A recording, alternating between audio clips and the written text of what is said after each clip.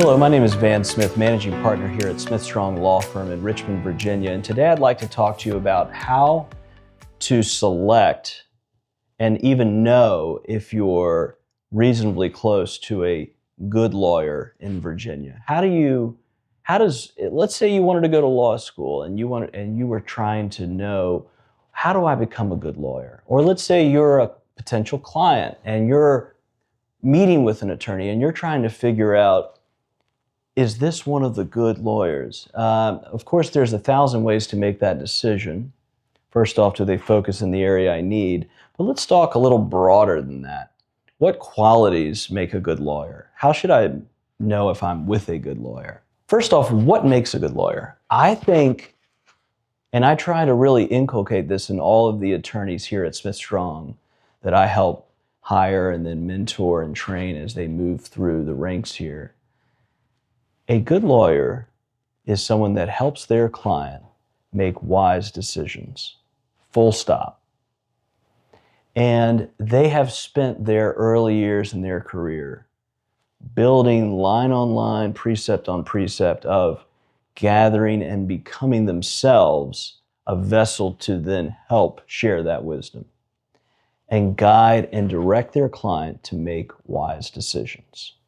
And so there are qualities that a good lawyer has. Imagine there's a lawyer.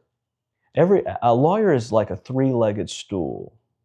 The first leg of that stool is, of course, the legal technical of law. Do they practice in the area that I need help in? Are they recognized for that practice area? Do they have a website that discusses that practice area in enough detail where I know they're doing this on a regular basis? That's legal technical.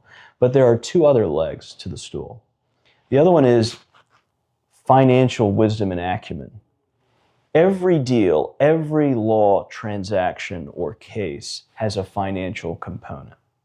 And are they able to discern and understand the financial reality of how to make decisions around the financial part of that legal matter?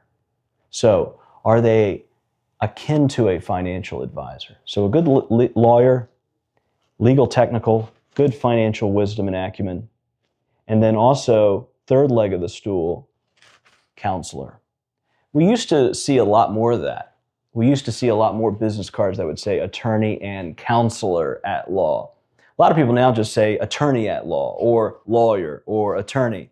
We don't see so much the counselor part anymore. But I think we should give that some thought, because every great lawyer is at least a third made up, in my opinion, of counseling. Counseling the mental and emotional and even at times spiritual well-being of the person going through that legal matter. And so I think clients come away from Smith Strong oftentimes feeling transformed because they themselves are making wiser decisions than they thought possible or even knew. They're consistently telling us the result of those wise decisions is a peace, an overwhelming sense of peace of mind over the matter and over their life in general that they hadn't seen before. And they're experiencing that through a trifecta that the lawyers at Smith Strong bring, which is, yes, the legal technical is superior and great. Yes, there's a financial acumen and wisdom. And yes, there's counseling. That is not to say that we are replacing financial advisors or we're replacing mental health counselors or therapists. We're not. And they have their role, and we should respect that. But a lawyer should have enough wherewithal, well-being to recognize how to help people in those areas too, and bring a holistic approach to each legal matter they have. And so you'll know it when you see it. How do I know if I'm not with the right attorney? Oftentimes it comes down to communication. Can I understand them when they speak?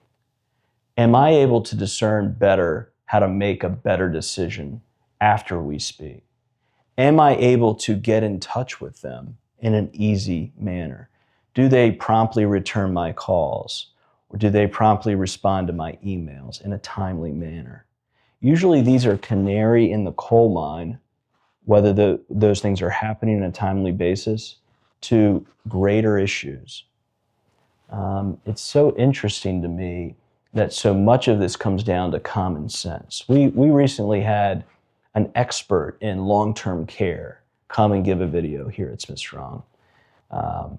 And he said, don't forget your senses as you're walking into a long-term care facility. How does it look, smell, feel? And a lot of times when we get into foreign environments like law firms and lawyers and legal matters, we discount the senses, figuring this is on a higher plane. But don't. Trust your gut. But also be aware of some pitfalls. A lot of times I'll see people say, I need a lawyer, and I need them to be an aggressive bully to really put that other person in their place. And zealous advocacy has its place. Standing up for what's right has its place. Supporting you through a difficult matter has its place. Affirming what is right and not being bullied or pushed back has its place. So strength is in our name, and I get the importance of strength. But we can't discount wisdom and discernment and just think all we need is a hammer and not think of the wisdom of how to then use and implement that device. So give that some thought as you're considering which law firm and lawyer to choose.